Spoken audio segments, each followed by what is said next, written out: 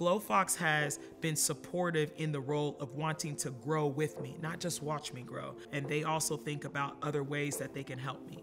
So what Glofox does for JourneyFit is it literally houses everything that's important to us. It houses our payment processing system. It houses the members and what type of membership they're on. We're able to pull insights where we can kind of drill down and understand what is the revenue that's coming from us in our group training per location. What is the revenue that's coming from personal training? It'll tell us when our members are expiring.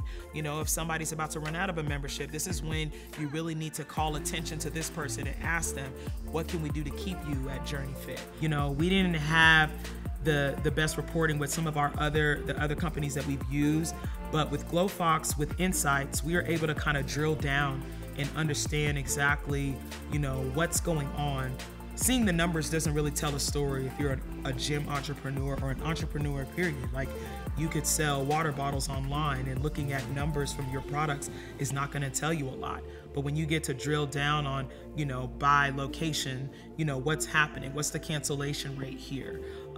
You know, how often are these people canceling? You know, is there a cluster where these are happening on certain dates with the billing? You know, there's so many different things that you can kind of get intricate with.